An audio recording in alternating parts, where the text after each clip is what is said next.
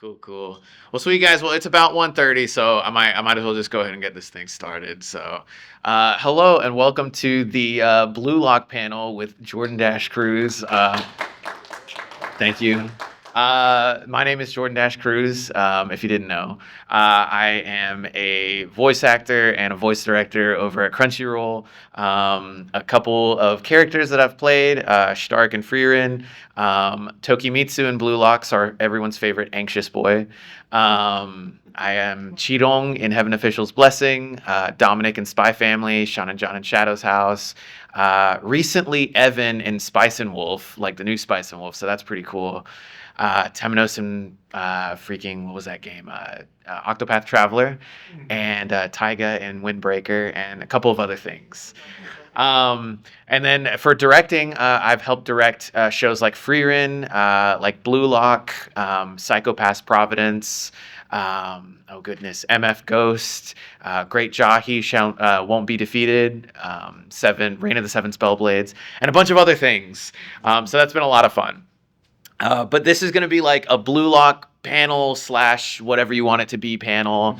It doesn't all have to be about Blue Locks. If you guys have questions about like other things or other shows, or like even just like, hey, what's your favorite pizza topping, which is pineapple, feel free to ask it. Like I'm a really chill and open book. I'm not going to sit here and be like, how dare you ask me this question when this is clearly a Blue Lock panel. I'm sure. Can everyone hear me okay? Like, I feel like it's pretty, but that's really cool. But yeah, I guess I'll start off by just talking a little bit about Blue Lock, the show, how we ended up just kind of going through the dubbing process, what it was like to record as an actor versus what it was like to be sitting in the director's chair recording other actors. And then from there we can like open it up to like questions and answers and stuff like that. So the time was, I think it was like October of 2022, October of 2022. And for those of you that aren't familiar, they were starting to show like promos in Japan for like Blue Lock, and starting to show like, oh hey, like this is gonna be like a soccer show, like it's gonna be really cool. It's gonna be like Squid Game meets soccer. And I saw a couple of the promos on YouTube, and a buddy of mine who's a director over at Crunchyroll, like a full-time director, his name is Jonathan Rigg. My wife and I went over to his house, him and his wife, and we were eating some delicious Tostito chips.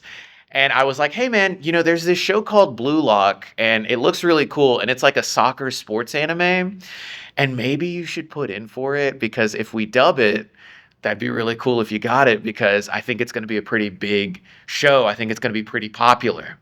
And he goes, all right, man, I'll look at like the promo videos and I'll see if maybe it's something that I'm interested in, because he's the type of director where he wants to direct. He doesn't care if it's like a big or small show. He just wants to like have some sort of attachment to the show that he's directing. So he watched the promo videos. He put in for it. He put it as his number one show. And about a week or two later, he shoots me a text and he goes, bro, we got Blue Lock. And I was like, yeah, dude. Are you cool if I'm the assistant director for the show? And he goes, dude, I would be honored for you to be the assistant director. So that's kind of where the journey started with like the Blue Lock dub. Rigg ended up getting it. We did our best to research as much as we could, because obviously some of the episodes like might have been out in Japan already. There was already some of the manga that was out, obviously translated online. And we started sitting down and trying to figure out who we would want to cast as like some of the characters in this show. He's the head director, so he did all the casting. I just gave him some suggestions, but he ultimately decided on Rico Fajardo being Isagi, who's the lead of Blue Lock. And from there, we went with like some of the other characters. So Bachira is Drew Breedlove, and we both had picked Drew because Drew is a really good actor who'd been around Crunchyroll for a little bit, but he'd never really gotten a major character in anything. Bachira's kind of like this quirky, weird, like interesting character, and he has like a very unique like vocal presence, and Drew's voice was exactly what we needed for that. So I remember recommending Drew, and Riggs like, honestly, we're on the same page here because I was thinking Drew too. And then a couple other characters like I recommended Lee George for Gagamaru, and Rick listened to Lee's stuff and he was like, I think he'd be perfect. I recommended Kyle Ignazi for the monk Igarashi because he's got that raspy like whatever sound and he has it in the Japanese.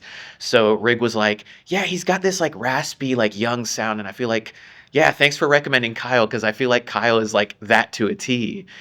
So we were just doing our best to like kind of go in, and we were trying to be fair and giving like veterans an opportunity to be a part of the show, but also like not neglecting new talent either. Cause it's like sometimes there's shows where you just see like nothing but like the popular names and like nobody new. But then there's other shows where it's like you only see new names and you're just like, where's the veteran talent? Like, why didn't they use like any respectfully, like any like star-studded like names? Not that it needs it, but like I think for fans, sometimes you guys like to see like a mixture of both, where it's like, hey, we have Ian Sinclair and then we have John Smith here. Not that there's an actor. I'm sure there's an actor named John Smith, but not that I know of. So we did our best to be fair in the casting, just recommending like different people, thinking of different people. And I felt like because of that, we were able to get a solid dub where people, they didn't expect like the actors that we would pick. It was like, oh, okay, Rico as the lead, that's interesting.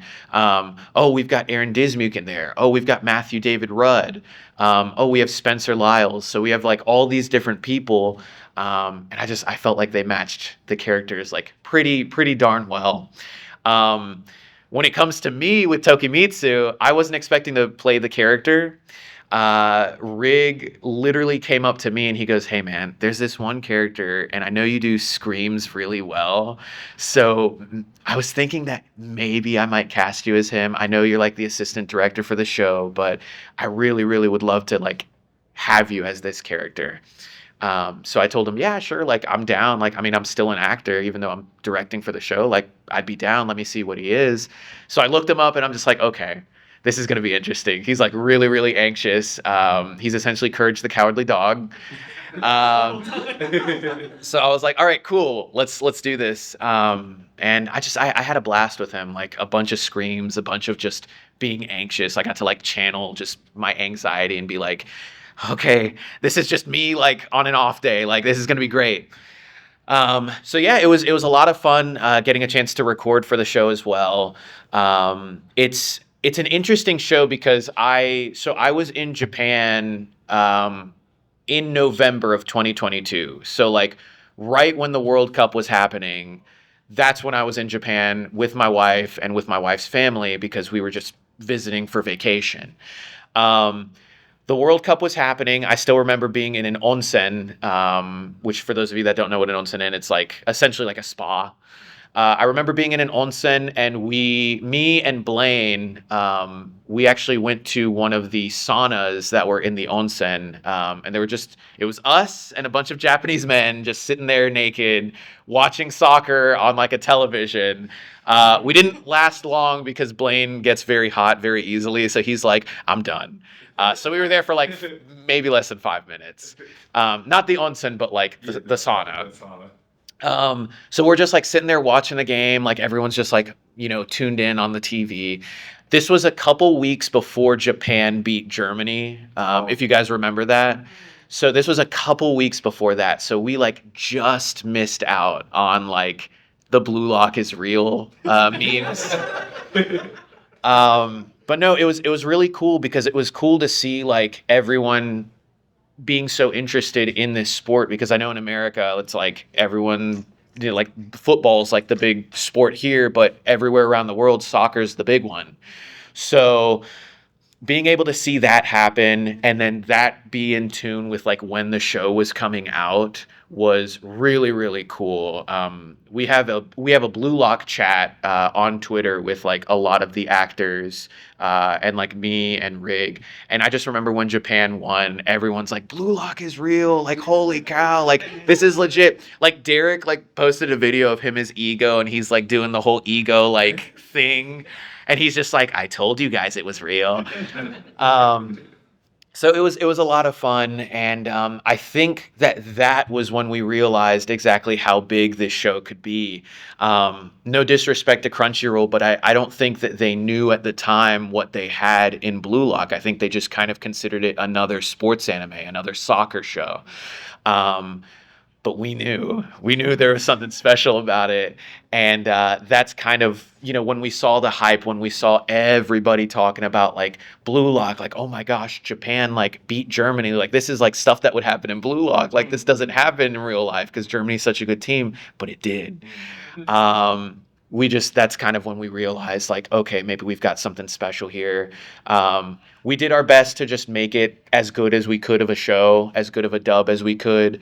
And now season 2 is upon us. It's already starting to air in Japan. We're going to be dubbing the show this season. I know Crunchyroll's already announced it.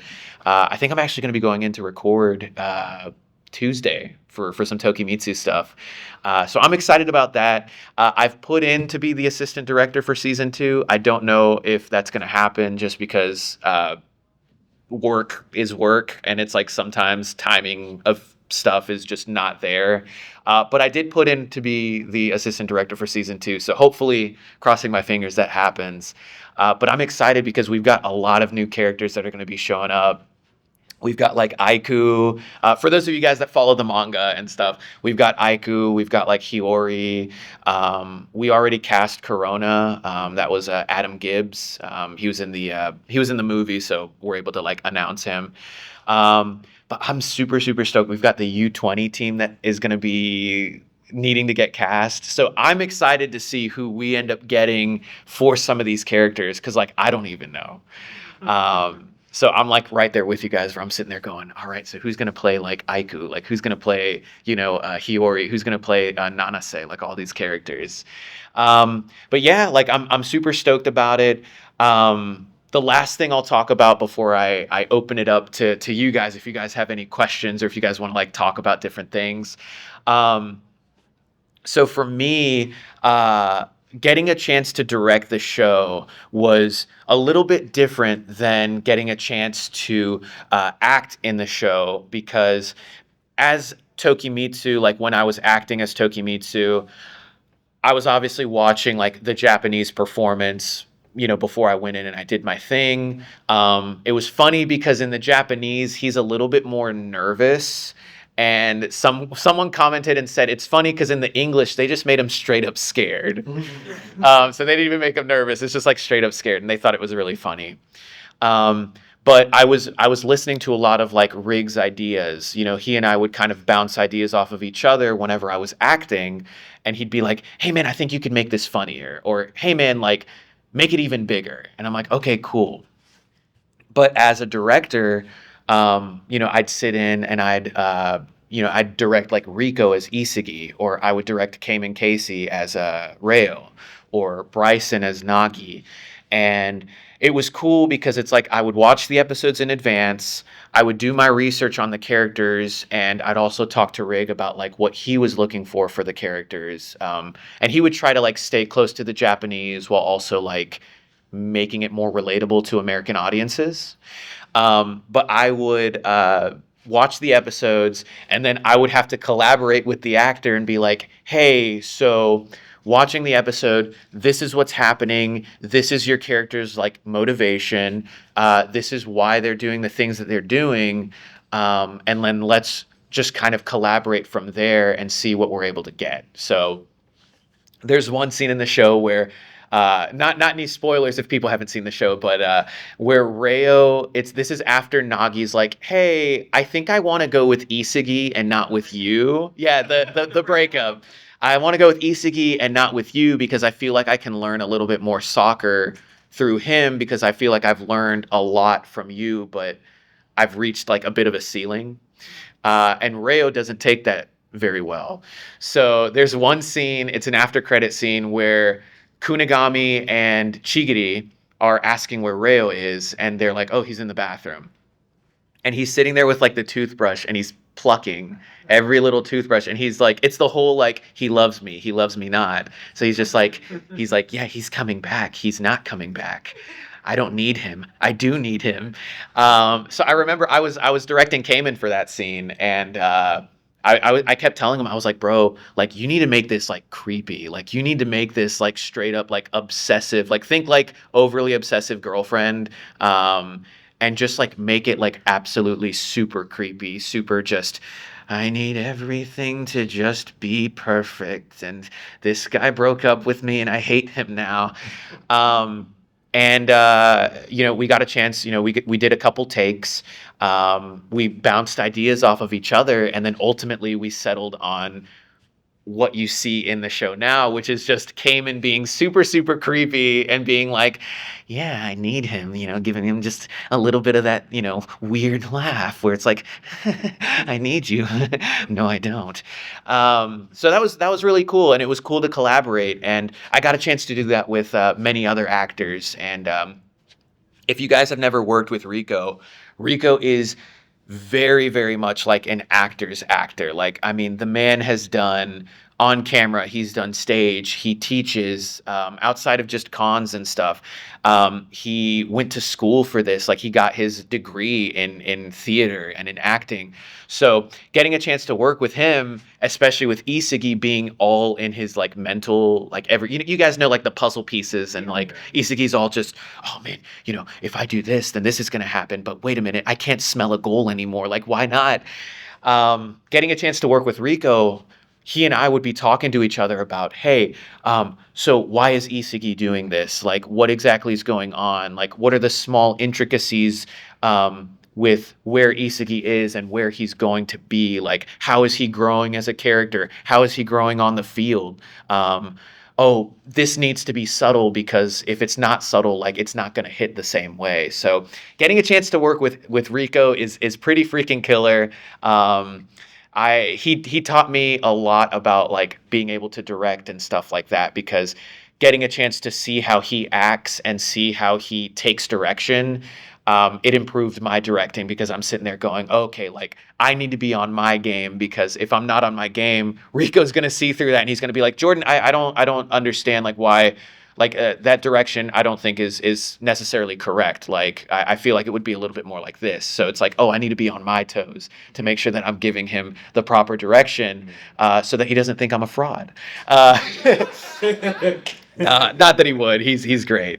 But yeah, that was a little bit of my experience with Blue Lock, with directing, getting a chance to just be a part of the show, getting a chance to help in the casting just a little bit. Like I said, Rig did most of the casting, but being able to bounce a few actors that I felt might be a good fit for the role was really, really cool. And the fact that Rig was willing to be a team player about that really meant a lot.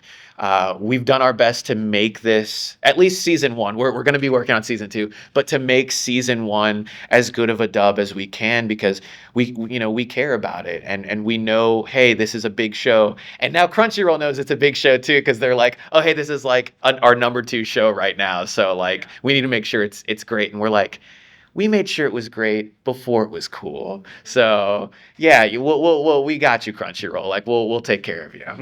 But yeah, that's a little bit of my experience. I want to open up the floor to any questions or to any comments. If you guys are huge, fans about it, like please feel free. I already see a question here. Yeah, for sure. So I am generally interested in doing voice acting at some point. I Yeah. want to get like trained for it, so I don't want to throw myself in the ring without proper training. Yeah. Um, when you're going through the process of like casting a voice, what are some of the like first qualities you think of? Obviously, voice, but like first qualities you think of. Are you looking at characteristics of the character, or just kind of this is the tones I know this person can hit, and which character For can do sure. it. So I know for me, so I haven't done any official casting just because I've never had my own show. But I know for me, and I know, and maybe other directors are like this, and maybe some aren't. I know that there's some directors who they like to listen to the Japanese performance, and they're just like, "What's the closest American voice that sounds to like the Japanese performance that I know is still a good actor?" Um, and I know that there's some directors who do that. There's other directors who they care more about the acting first and less about the voice. So they're like, hey, even though the Japanese sounds like this, I'm going to pick somebody that I know who's a good actor.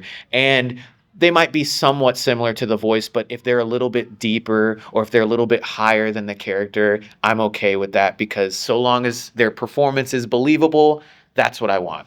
With Blue Lock, like Rico, like Isagi's voice in the Japanese is higher than Rico's. Rico's voice is not as high or as youthful as Isagi in the Japanese, but Rig knew that Rico was a very, very good actor. He'd heard him in My Hero Academia. He'd heard him in a couple of other shows, like across multitude of shows, and he goes, I want to give Rico a lead because I feel like Rico hasn't really had the chance to lead his own like show, like his own franchise.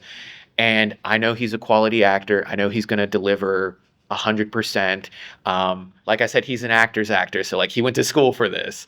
And I know he's going to be able to deliver a performance where even if the fans, like even if his voice wasn't their official head canon for the character, he's going to deliver a performance that's so good that they're going to have no choice but to be like, nope, this is Isagi. Like this is a voice. This isn't what I thought Isagi would sound like, but this is what Isagi sounds like, and this is even better than what I expected.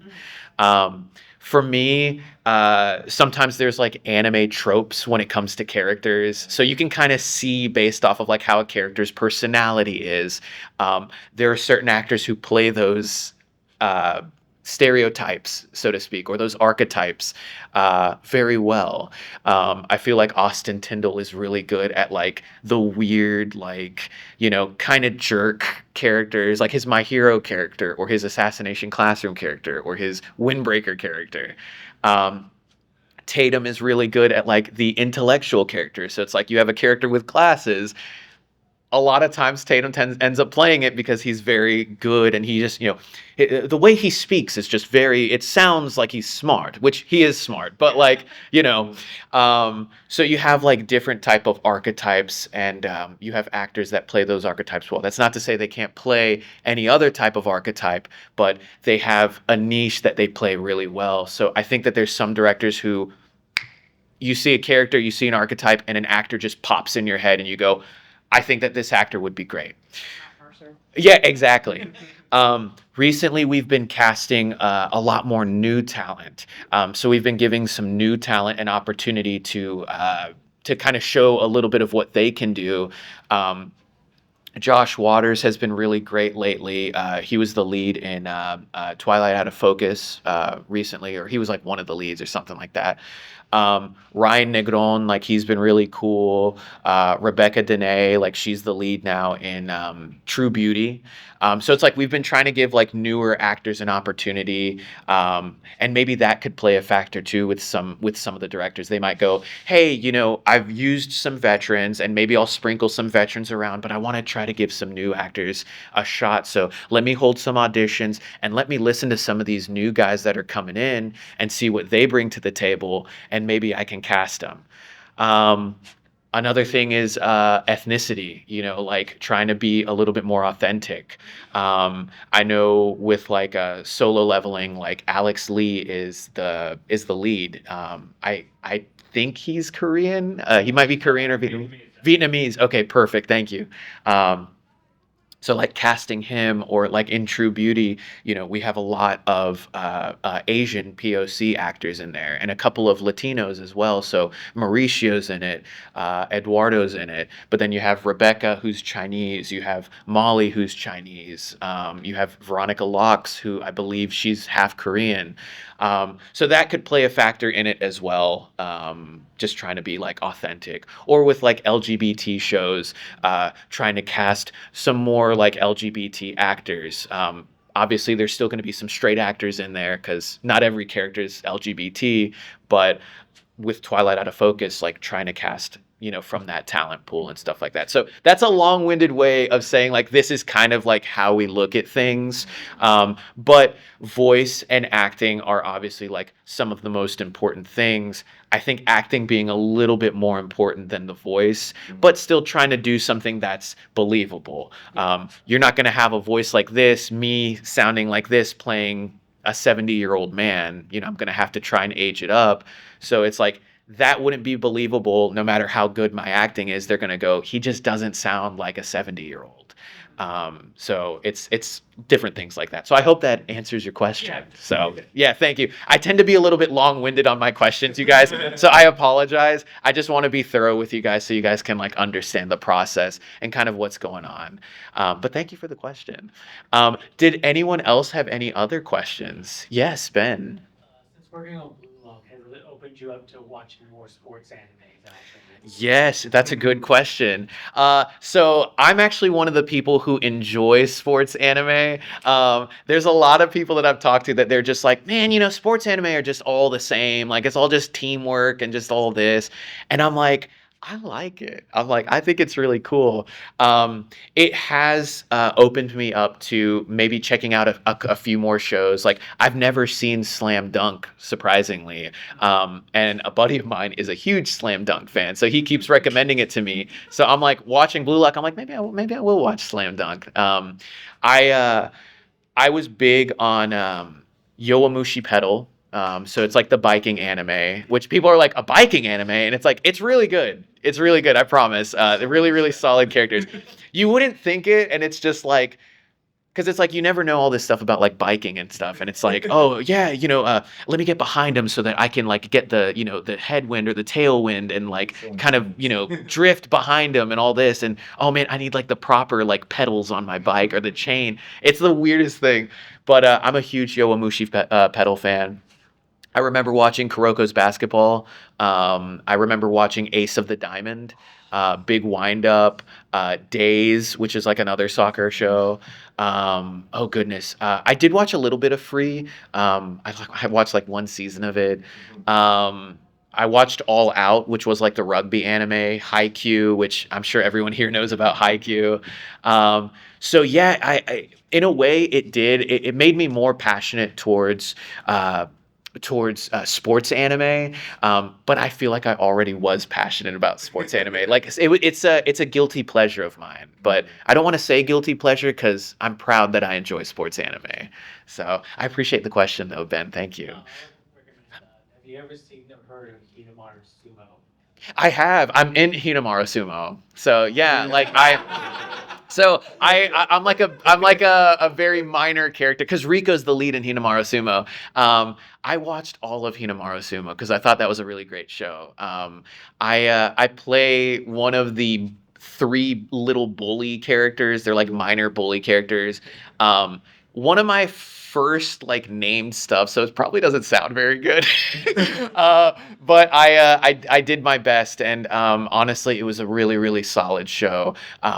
If you guys haven't seen Hinamaru Sumo, it's pretty freaking good. And Rico does a phenomenal job. Again, another Rico Fajardo lead. So I appreciate the question, Ben. Thank you.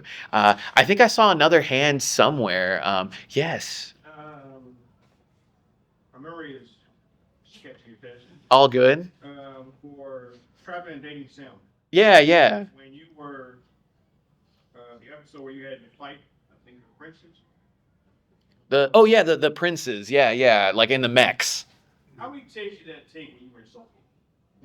Honestly, like probably one or two. Like when it comes to if I had to redo anything for that, it was because of timing issues. So for those of you guys that don't know, when we dub anime, like we've got the video here, or excuse me, we've got the video here and we've got the script here, and we'll watch it in Japanese. Like we'll watch the animation and like what they did in the Japanese, and then they'll beep us in, and then there won't be any Japanese playing. We'll just kind of read from the script. So it's a lot of like having to look back and forth. So it's like, oh, let me like look at the script, but let me make sure that like I'm still matching the flaps. So if I had to redo anything, it was probably because I was either too fast or too slow with the flaps. But in terms of the acting, and this is not like a, oh, look at you, Jordan, you're such a good actor. I honestly, Leon was just me being a jerk. And I was like, dude, if I get to like make fun of people, like, and like get paid for it, like in a show, obviously, I'm gonna do it. So I just kind of did what I did, and I was like, oh yeah, no, like let me say it in a way that would really get under people's skin. So that was a lot of fun, and Rig really liked a lot of what all of us did. It was cool because that was a show where a little Easter egg on Trapped in a Dating Sim if you guys haven't seen it. So in the first episode, my character mentions because he's playing this game, which is like a dating simulator, and he's just like, man, they got all these popular voice actors just to like voice these characters, and that was a line like in the Japanese. So when I had to say that, Rig actually cast popular voice actors as the princes. So that's why you have like Rico and Cliff and Eric Vale and Justin Briner as the princes, because and Ian Sinclair, because it said in the show, hey, we have all these popular voice actors that voice these princes, and like this game still isn't good. So that's why Rig cast like those popular voice actors. So just a small like behind the scenes, I guess, view for you guys on like kind of how we think whenever it comes to like casting. But yeah, to answer your question, I don't think it took me that much, just because I was having a lot of fun, and I felt like by that point I had a pretty good idea on who the character was and how he was trying to act towards those characters. So I appreciate the question. So Could you maybe go into a little bit more detail about what you do as an assistant director? Because that's a very nebulous idea Yeah. of what it does. And obviously, everyone kind of gets an idea of what a director does. Yeah. The assistant role, you never really hear quite. I take the fall for any mistakes. No. To be honest, so for me as an assistant director, like, so most of the time at Crunchyroll, like we have 12 full-time directors because we have 12 studios there. And for an assistant director, they've been kind of changing things a little bit lately, so I can't really like describe what they've been changing because I don't even really know. But at least for me, I would come in whenever the director like either wasn't available, because some of these directors are still actors, and some of these directors are still doing conventions and stuff like that. So some of them might be heading out to a con on a Thursday and they just don't have anybody to come in to direct the shows like while they're gone. So my job is to come in, and whenever they're not available, like I'll direct, like maybe I'll come in during the day, or if we have overflow, like say there's an episode that has a bunch of characters. One Piece, for example. One Piece has a gajillion bit characters. Nameless characters that you just hear in the background that are like, oh man, Luffy! And then they just leave. And so they'll be labeled like male A, male B, like male pirate A, male pirate B. Sometimes it'll go to like male pirate Z. Sometimes it'll go to like male pirate AE, because it's like we have to like read, there's that many bits. So when that happens and there's not enough time during the day, I'll come in at nighttime and we'll record some of that stuff because we're on such a tight schedule that we need to release it weekly. So I'll come in at night most of the time and just kind of direct these actors. I won't do any of the casting. That is primarily for the head directors. And I won't do any of like scheduling, because that's for the person that's in charge of scheduling the actors. The most that I can do is potentially give recommendations to some directors about like actors that they might consider using, like, oh hey, I worked with such and such, they were really good, maybe consider them for your next show if you're looking for people. I also will not do any of the I won't do any of the reviews unless I'm scheduled for it because the head director isn't available. So we'll do a booth review and we'll do a mix review. The difference between both of them is a booth review is we'll listen to as many, like we'll get as many of the actors in the review as possible, but this is before it's been mixed, so before it's been like EQ'd and all this other stuff is, to make it sound good. We'll listen to it and we'll pay attention to the lip flaps. We'll go, oh hey, we might need to stretch this because this is a little too short, or this is a little too long, so can we shrink it a little bit? Hey, were we able to get all the lines in here? Make sure that it's not missing a line. Make sure that it's not like, someone's supposed to be saying something and then like we just completely like overlooked it. Oh, hey, this is too short, but we can't stretch it because it's going to mess up the audio. So now we're going to need to email the scheduling coordinator and say, hey, can we bring this actor back for a pickup so that this actor can re-record this line because it's too short right now and we can't stretch it. So that's like what a booth review is. I'll do those sometimes if the actor or if the head director isn't available. And then a mixed review is once everything's been mixed in and the engineer, like the mixers have like made everything sound good. I'll listen to it and I'll be like, okay, the background music is a little bit too loud for this scene and I can't really hear the actor. Can we lower the background music here or bring the actor up here? And I'll just kind of like look at that and make sure I'm listening to everything. Make sure that there's no like pops or like weird audio glitches.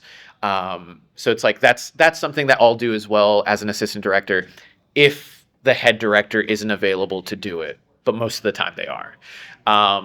And then on top of that, again, long-winded, so I apologize, you guys.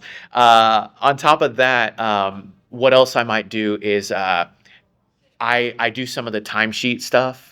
I don't do all the timesheet stuff, but like for any actor that I'm directing, I have to fill out their timesheets. I have to fill out like, hey, they were here from this time to this time in this studio. This is the character. This is how many lines they had, how many reactions they have. I'll do that. I'll send it off, and then I'll make one for myself. And I'll say, hey, I directed from 6 o'clock to 10. These are all the actors that I directed from these times. These were the properties and just different things like that. So that's a little bit of what I do as an assistant director. Again, long-winded way of saying I take the fall for any mistakes. So I hope that answers your question. It does. Thank you very much. Absolutely. So I see a hand back there. Yeah, so, in, 2022, like, I wanted to start directing Ed Runners, and I thought I was based on all those performances, and I thought, you know what, I'll try voice acting, it can't, how hard can it be, or how, it might be fun. And Yeah. I tried it, and it was like, it's not as fun as I thought, and then, I put that as a hobby, and then I just did all my passions into drawing. Okay. And so, like, was that the same thing for you? You had a thing that you thought would be your profession, but turned to a hobby, then you started to voice acting? I didn't turn into a hobby. I thought I was going to be a pre-med student, and then I flunked out. So, so yeah, no, I had a passion for acting. I did acting in high school. I remember it was my freshman year of high school. So I went to a small private Christian school. I had gone to a public school, and then I switched back. And then they had already done the auditions for the drama club. So I talked to the teacher, and he was like, "Hey, listen, we've already got like some stuff that's going on, but come to me next semester, and we'll get you in." So I did, and he kept true to his word, and he allowed me to be a part of the drama club. So I did that. And that's kind of when I started realizing, oh, hey, like this is kind of fun, like doing stage, doing theater, different things like that.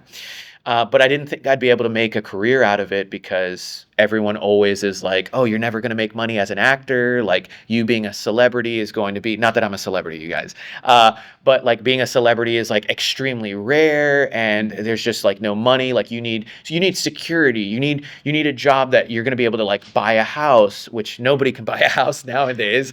To buy a house and do this, a job, a steady income. And there's a way to have a steady income as an actor. Like but it's sometimes you have to do, you have to put in the work. Also, a lot of actors, they're directors, they're writers. We do conventions. But in terms of that, my hobby is just video gaming. I'm not like a major, and I mean, I guess like sometimes sports, like I tend to follow sports a little bit. I'm doing fantasy football right now. I'm undefeated. I'm probably going to lose this week. But no, for me, acting was always a passion, and I just didn't pursue it because I didn't think I was going to be able to be successful in it. And I decided, you know what? No, I flunked out. I might as well pursue acting. I might as well pursue what I enjoy, and it worked out for the best. But that's okay. Like for you, like you said, if you do it as a hobby, I think doing voice acting as a hobby is really cool. My father plays the trumpet. He's a brilliant trumpet player. He's been playing for like 40 years. I asked him, why didn't you make a career out of playing the trumpet? You're that good. Like, you play shows like on the weekends. Like, people know you like in this industry and stuff. And he goes, well, if I had it as a job, it wouldn't be fun anymore. So I said, okay. So he worked at the post office. He just retired, by the way. He worked at the post office for 35 years, just retired. And now he's like, now I have enough time to like pretty much do what I want. And it's like, if I want to play the trumpet even more, I can. But yeah, so if voice acting is like a hobby of yours, please, no one in here think that like you have to make a career out of voice acting. If you want to, it's a fun career. It's a lot of work, but like there's nothing wrong with like doing it as a hobby too, especially with the boom of independent video games nowadays. Everyone's looking for voice actors for stuff. So I appreciate the question. I hope that answers your question. So thank you. So yes, I see another hand. I like your shirt. I like your lanyard too. Yeah, that's really cool. You joked about Blue Lock being real earlier. I did. Or did I? I'm sure you did. I did. With Haikyuu coming out, volleyball star researchers in Japan. Haikyuu is real? At the 2023 World Championships, Japan got a result. Really? In volleyball. Soccer, the Japanese Football Association, has been, climbing up the rankings recently. It has. Do you think that animes have actually made Japanese sports more competitive? And additionally, should we be concerned about flag football at the 2028 Olympics? Oh man, man. So honestly, like in terms of the competitive nature, I feel like people are just competitive naturally, like athletes. I feel that's part of the reason why they're so good at what they do, because they're like, hey, like this is my job, but also I want to win, because when I win, that means more money, and when I have more money, that means the team is happy and the owners of the team are happy, and that means I don't get fired. But in terms of that, like, I mean, I do feel like Blue Lock had a pretty big impact on Japan. Like, if I'm not mistaken, for the World Cup, the uniforms that they wore, it was like a collaboration with Blue Lock. So I thought that was really cool. If anything, I think anime might have helped in the popularity. Soccer's already an extremely popular sport everywhere in the world except here. And even here, it's like semi-popular, but like, again, football, I think, takes the cake for America. American football. But I do think it has helped in that aspect with popularity, with promotion. I think teams, sports teams now, especially, let me ask you guys this, like in America, like even just for any sport, you guys have probably seen like a massive boom of athletes who are into anime. Yeah. And it's like they're willing to talk about anime. And I think sports teams and stuff now are starting to go, hey, maybe we can collaborate with like some of these like animes, some of these sports animes. Like, so I live in Texas. I'm not a Rangers fan. Rangers is a baseball team. I'm not a Rangers fan, but there was a night where they had like a My Hero Academia like / Rangers like collaboration, and you could get like a My Hero Academia Rangers jersey. You know what I mean? And it's like, yeah, exactly. So it's like, I think that there's starting to be a crossover with anime and sports athletes and sports teams, because so many athletes now are into anime. Well, I dragon guy. Yeah. Oh yeah. Yeah, at the race where he showed the Yuga power. Yeah. It's hilarious, and it's like oh goodness, like I can't remember who it was. Someone talked to me. But there's another one. I think the wrestlers, a lot of people wrestlers dressed up as anime characters. Yeah, dude, wrestling too, like WWE. Like I know Zelina Vega is like really into like anime and stuff, and I think a couple of like Xavier Woods and Kofi Kingston, they dressed up as Dragon Ball Z characters the New Day that one time. Kenny Omega, who's like huge, like he's freaking wrestled in Japan. He knows like Japanese. I mean, this is more gaming than it is anime, but it's like his finishing move is like literally called the One-Winged Angel, you know, because Sephiroth. So yeah, I do think that anime has had a big part in that, and I'm hoping that it continues, man. And I mean, I would love to see more like anime team collaborations, because it's like I'd buy a freaking baseball hat if it had like anime and like my sports team on there, like some cool collaboration, or like a jersey. That'd be sick. So I hope that answers your question. So and then for Haikyuu, because you said that you were like a volleyball guy.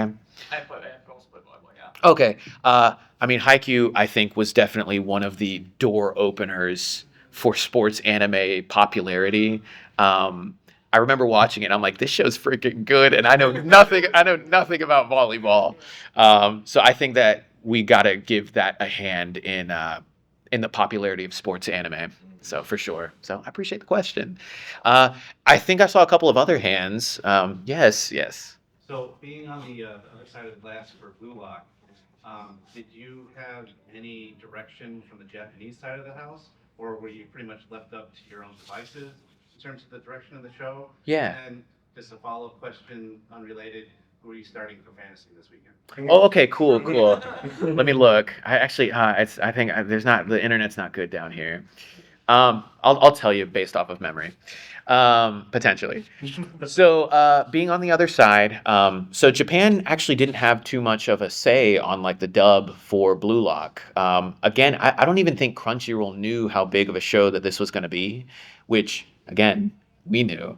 But no, they didn't really say too much. Rig cast the show. He directed it in the way that he saw best fit, staying as true as he could to the Japanese while still incorporating some American, stuff in there. We did our best to like keep with the rolling R's. So you know how like in Japan they'll say like, oh, Reo. So like we say, hey, Reo, instead of hey, Reo. Or like, hey, Henri, instead of hey, Henri. Which that's a tongue twister. I hated that one. I told him, I was like, if we switch anybody's name, please switch Henri's name to not rolling the R. But they didn't have too much of a say. If Japan does have a say, because they do have a say on like some shows, it would probably be like really, really big shows, like Toei shows, like maybe One Piece, or like maybe like Dragon Ball stuff or something like that. I know Sparking Zero just came out, so I don't know if they had a say on like some of that. I couldn't tell you, but if Japan has a say, like it's normally for like those massive like 20-year shows, but they could have a say if they wanted to, and if they want to, we have to listen to them and be like, oh, okay, you want someone popular for this character. Okay, we can try and find someone popular for this character. And just different things like that. But no, in terms of Blue Lock, at least for season 1, we had some good reign on the show ourselves. So I hope that answers. And then for fantasy, my quarterback's Lamar Jackson. My running backs are Bijan Robinson and Tony Pollard. My wide receivers are Amon-Ra St. Brown, and for this week, Deontay Johnson. I have Justin Jefferson, but he's on a bye week. For my tight end, it's George Kittle. My other tight end is Cole Kmet, who also did really well this week, and I really should have started him. But George Kittle did great too. My kicker is Brandon Aubrey for the Cowboys, so best kicker in the league. My defense, I normally have been playing the Vikings defense, but they're on a bye week, so I have to play the Texans defense, and I'm hoping that they do okay. Who? Who the Texans play? The Texans are playing the Patriots. Oh, see, that's Yeah, so and Ramondre Stevenson is out. So I'm hoping, and they have a new quarterback. So I'm hoping that I freaking. That may be like a disaster though, because then you're gonna get no points out of your defense because the Patriots don't have an offense. So they start off with 10 points. Okay. So yeah, and if I can just keep the 10 points, that'd be great. And then yeah, like oh goodness. Did I say all? I feel like I said all the positions. Oh, my flex. My flex. This I switch them. Is Josh Jacobs, like the running back for the Packers. I have Amari Cooper, but Deshaun Watson has been terrible. So like I cannot. I've been trying to start Amari Cooper. Like I started and I'm just like. I'm like, bro, your quarterback sucks. You are so talented, but your quarterback is terrible. So yeah, that's my stuff. And then I've got a couple people on the bench, Brock Purdy and a couple of other like folks and people. But yeah, that's who I'm starting in fantasy. I hope I win. It'd be nice to be 6-0. But if I'm not, then all good things come to an end. I started 5-0, so that's good enough. I hope that answers your question. So awesome. Did we have a couple other questions, or it looked like you were about to say something? Oh yeah, I was just gonna ask if you use the NFL fantasy app or if it's a different one. I think it's the ESPN. Like Okay. I do it for fun with like some other voice actor friends. We don't put any money on it or anything. Just because I mean half of them don't even know anything about football. They're just like, oh yeah, fantasy, that'd be fun. So we just do it for fun, and then it's funny because it's like we're all voice actors, we're all into anime, and then we're all like semi sort of into sports. So like I'll invite people over and like we'll watch the football game while talking about voice acting. So it's really cool. But yeah, any other questions? Okay, I see you, and then I'll go with another question. So For open facility assistant directed, have you ever had to like direct yourself, and how do you go about doing that? that would be fun, but no, I haven't. Normally, the scheduling doesn't allow that to happen because it would just be weird to like, if it's an absolute emergency, possibly, but more often than not, like they'll schedule me with the head director and then I'll direct at night. Or if like the director's not there, they'll have me do daytime stuff and then they'll maybe have another assistant director or a sub come in at night and then they'll schedule me with the sub or something like that. I've heard of some directors having to direct themselves, but I personally have not had a chance or have needed to do that for me. I have directed Rig though. He doesn't voice act too much, but for a show that he was directing, I was like, bro, you should just play the dad. He's got like one line. And he goes, I don't know, man. And I go, bro, just go in there. I go, I'll direct you, man. Like, just go in there. He goes, all right, cool, all right. So he hops in there. I think the show was like Fruit of Evolution. And I directed him. And I was just like, all right, bro, you're the dad now. And he goes, I guess I am.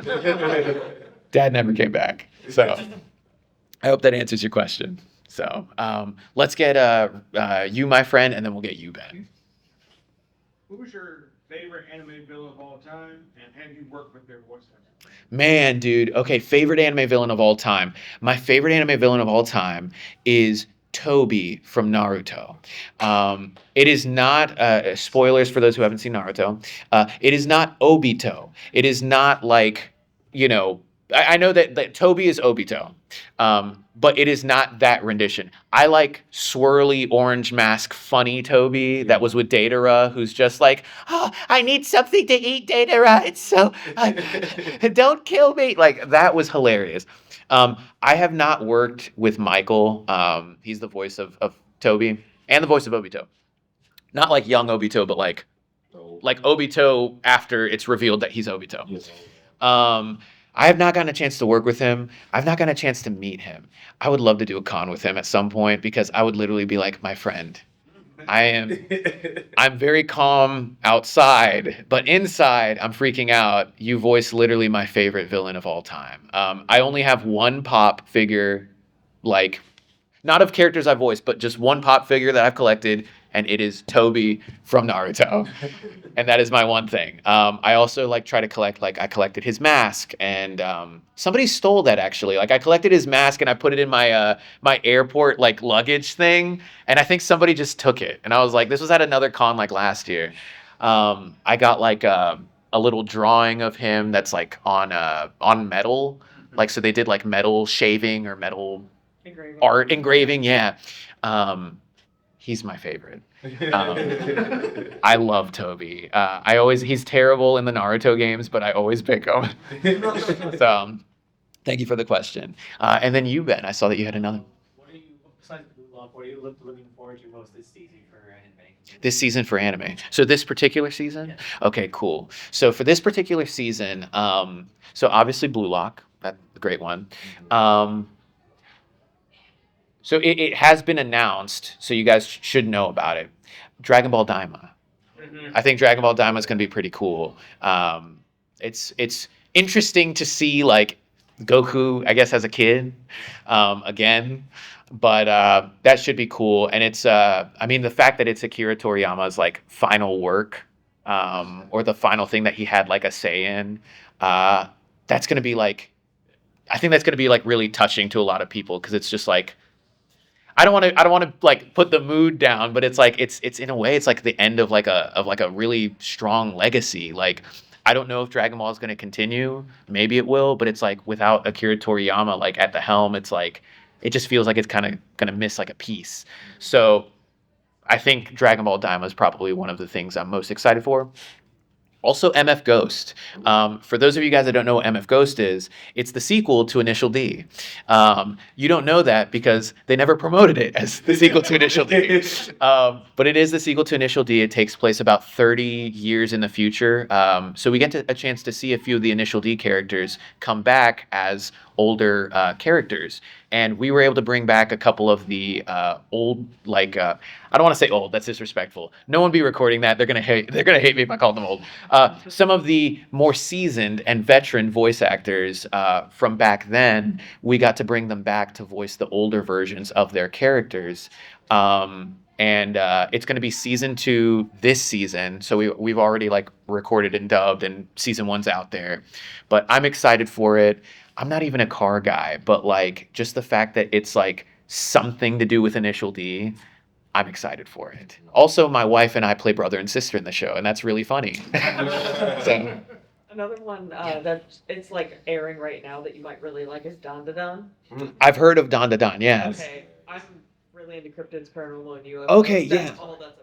Okay, cool. I was about to ask, what is it? Because like I've seen it and it looks so cool, and the theme is like a bop, but like I know nothing about this show. The basic premise is that there is a very awkward social boy, awkward dude, Yeah. who believes in UFOs but does not believe in ghosts. Okay. And there's a girl that believes in ghosts but does not believe in UFOs and aliens. So Okay. it's just kind of like their relationship. They're both right, and that's the problem. Interesting. Okay. And That's that's just like the first. This is That's not such a spoilers. wild concept. And Like I it's love so that- simple but so like cool. The director too, or like the mangaka for it, was talking about how when he was trying to kind of develop the stuff, he was so hardcore into shonen that his editor made him stop, read 100 romance manga, and then step back in the studio. to Really? do this, which you can see in the storytelling of it too. So Oh my gosh. That's wild. So I might have to check that out then for sure. So Another thing I wanted to add about Don Da Don is Please.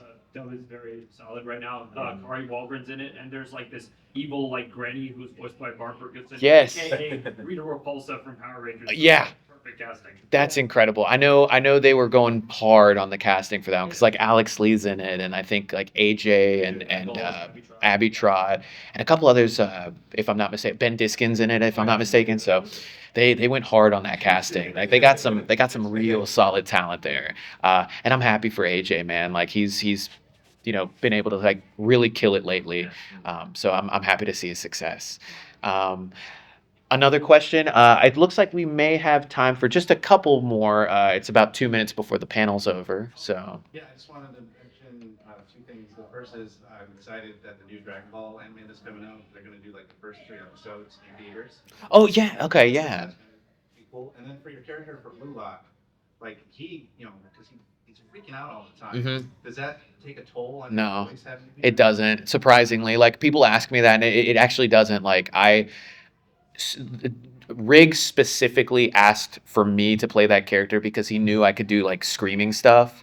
So he was like, I I can't really see anybody else doing this because of how manic this character is. So if you could do it, like, I mean, he could. I mean, not that I'm like, not that it's like, oh, you're a terrible actor. Like he's like, no, you're a great actor, and like, I would really like for you to play this character. I always try to make sure too that I do it safe and sound. That I'm not like destroying my voice.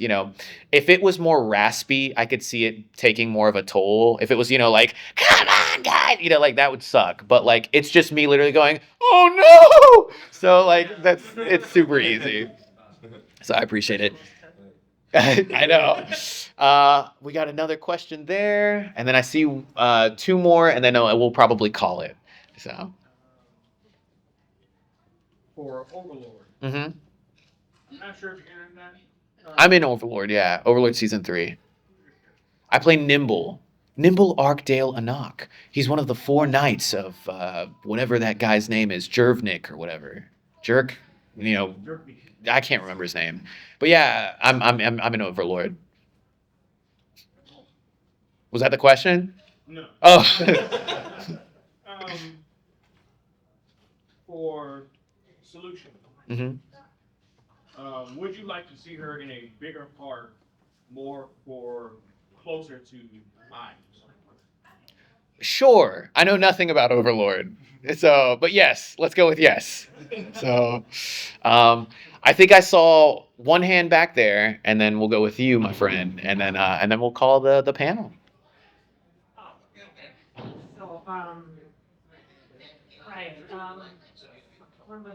So, right, what was I saying? All right, Beyblade, like your favorite verse, your character, like, favorite verse, like, would you say he's like the nicest antagonist, in the Beyblade verse franchise? Yeah, so I mean, I haven't seen all of Beyblade Burst, but I will say that like Rashad is a really good dude. A lot of people really like Rashad, like not in real life, like in the show. Um, and Belle's technically like the bad guy, but like because Belle is the protagonist of the show, that means Rashad has to be the antagonist. So yeah, I would say that Rashad probably is one of the nicer, if not the nicest antagonist, because he is the light to Belle's darkness, and like he wants to be like the guy that plays by the rules. He wants to be fair. He loves Beyblade, and Belle's like, I'm Belle, I'm dumb. So, huh? Nothing. Yeah, so I would say he's probably one of the nicest antagonists. I love Rashad. He was a really cool character, and I was very thankful to get cast as him. So. Probably the next thing down is Bell. So, and then last question. It was kind of like an add-on to the Dragon Ball. Yeah. You said over there. Since literally the game and Spark and Diamond came out at the same time. Yeah. They're gonna restart them. They're gonna continue the manga. There's basically more on, since Toro is writing the manga and everything. Dude, yeah, I don't. He's gonna have to do his own version of how he do it and everything, because Akira, gave him a set milestone of what to do for future arcs. So he's gonna continue it. It's gonna be a minute till it comes out, because obviously since the game and everything's out. But it's like you said, since it is sad, since this is Akira's. Yeah, for real, it really is. Like the impact he had on anime, and even just our love for anime here in America, like it's big. So that's a big loss, and I'm just thankful that like there's at least one more project that we can check out like before we like say goodbye. But the actual question, was there ever a dialogue that you did from your voice work that you thought was just I would say out of pocket, but it was just so confusing. You'd be like, Yeah, there was a show. There was a show called Hensky that I was a part of. Ben knows, and that show was wild. It's a very horny anime. Main character is trying to find the who left their underwear in his locker out of like these four girls, and all the four girls have kinks. So like one of them likes to be like a dog and like treated like, you know, like oh, you're a pet and stuff. One of them likes to be very dominant. One of them is really into like oh gosh, what's boys love stuff? Yeah. Yeah, okay, so she draws like him and like the best friend like together all the time. And then the sister is an exhibitionist. And then my character is like, he's like borderline like pedo. Like he's a lolly guy, and he's like I'm a pursuer of the petite, and I'm like, okay. So he ends up like dating a girl who looks young but is actually older than him. And then when he finds out that she's older than him, he goes like into like an existential crisis of like, should I still date her?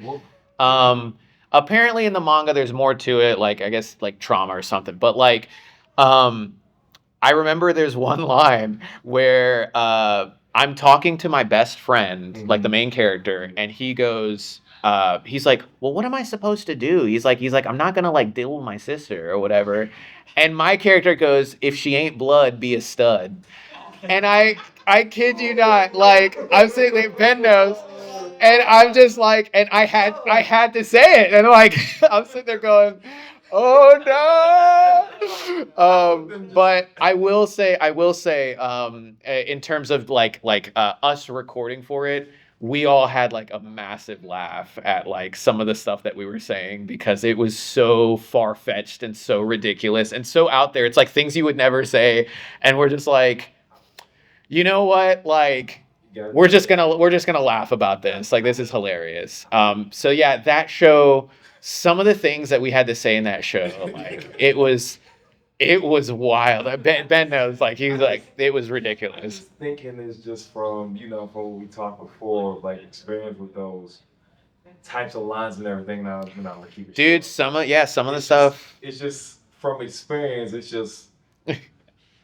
When I had that instance one time, I literally just looked at the script and then looked at the record. I was like, dude, some of the stuff we say, it's like, okay. And then she was like, she was like, no, you're gonna have to say this. And I was like, yeah, I'm gonna get crucified. Cool. So awesome. Well, guys, I think that's it for the panel. I appreciate you guys coming out. Thanks for letting me just chat your ear off about directing, acting, life, sports, everything. And yeah, enjoy the rest of the convention, you guys. This has been a really fun one. So thank you.